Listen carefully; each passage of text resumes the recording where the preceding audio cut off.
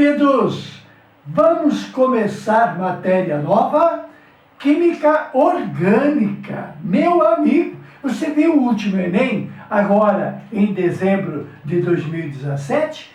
Deu orgânica pra caramba! Então vamos começar com o pé direito.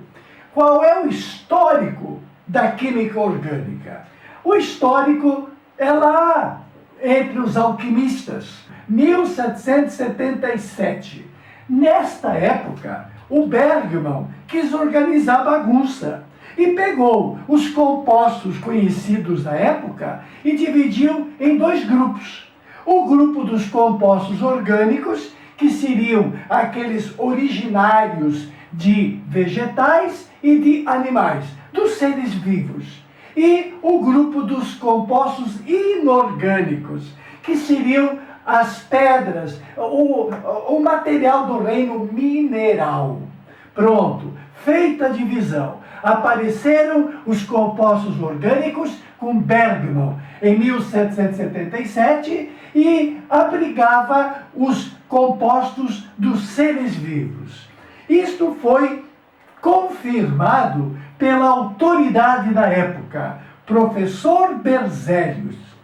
Este cara, ele tem muito mérito. Os símbolos químicos que nós conhecemos, sódio, nátrium, Na, potássio, cálium, é devido aos trabalhos de Berzelius. Então, muito respeito ao professor Berzelius. Só que aqui ele deu um bola fora, porque ele confirmou essa classificação e acrescentou uma teoria, a teoria da força vital. Os vegetais e animais, como têm vida, eles produzem compostos que têm ligação com a vida. Então, os compostos dos seres vivos, eles teriam uma força. Então, o composto químico teria uma força vital. E claro que não haveria nos compostos inorgânicos, tá certo?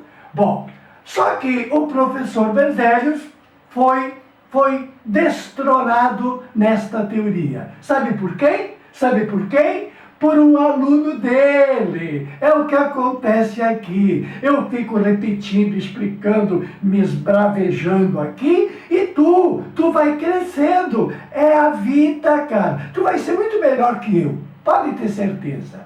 Pois bem, o Wöhler era de origem alemã, era aluno do professor Berzelius. E este tal Wöhler, olha a época, é bom saber, 1828, no início do século XIX.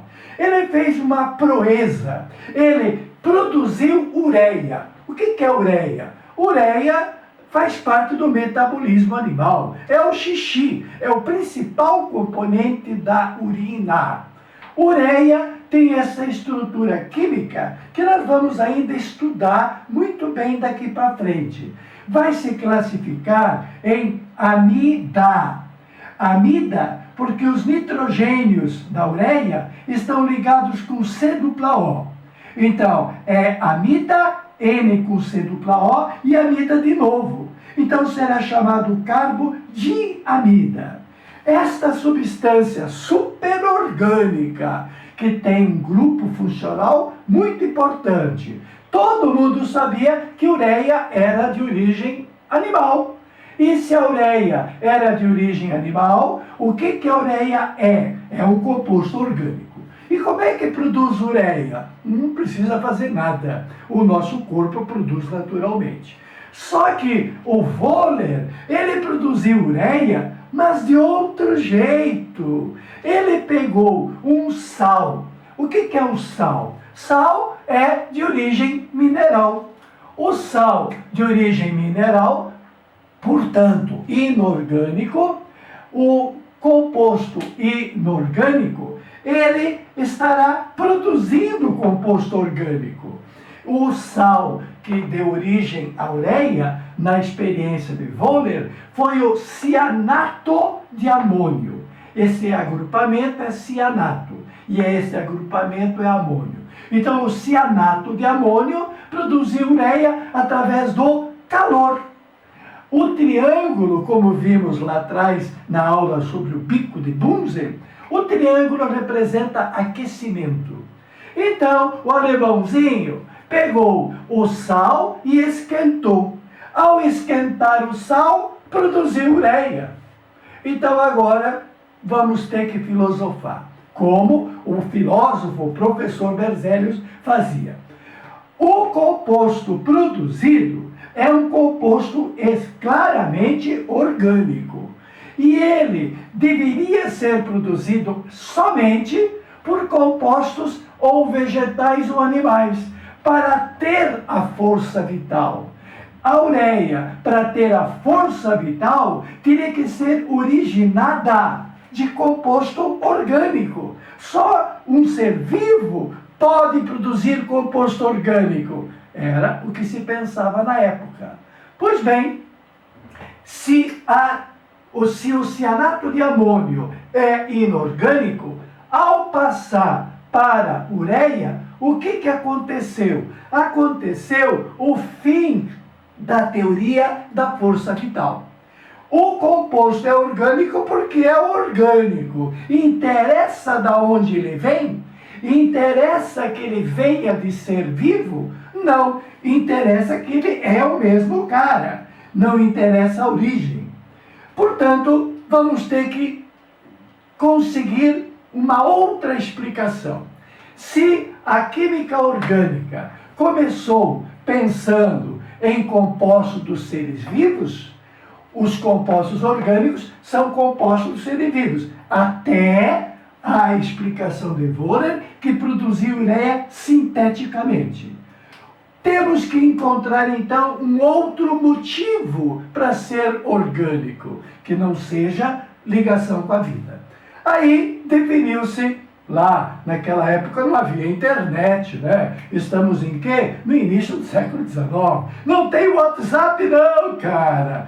As cartas iam de navio. Era muito lento, mas os caras eram geniais. E viviam pouco. Os alquimistas, nessa época toda, o máximo que se vivia era 40, 50 anos, cara. Incrível. E eu estou com 70. Tu vai a 80, 90. Então aproveite bem a sua vida.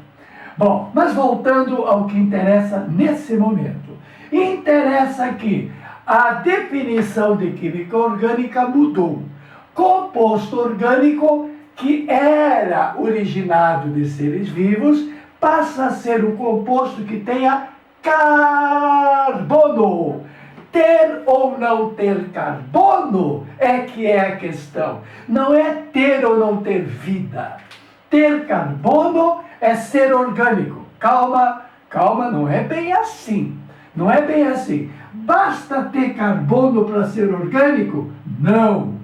Precisa ter uns detalhezinhos a mais. Quais são as características a mais? Você já vai ver em seguida. Composto orgânico era os compostos dos seres vivos e agora composto orgânico passa a ser o composto que tenha carbono. Todo composto orgânico tem carbono. Porém, nem todos os que têm carbono são orgânicos. Vou repetir. Todo composto orgânico tem carbono. Ter carbono é a primeira premissa para ser orgânico. A segunda é ter algumas características. Nem todo composto com carbono é orgânico. O tal cianato de amônio, o tal sal que deu origem à ureia, tem carbono. Por que ele é inorgânico? Calma que eu já te explico. Por enquanto, tote ao seu dispor.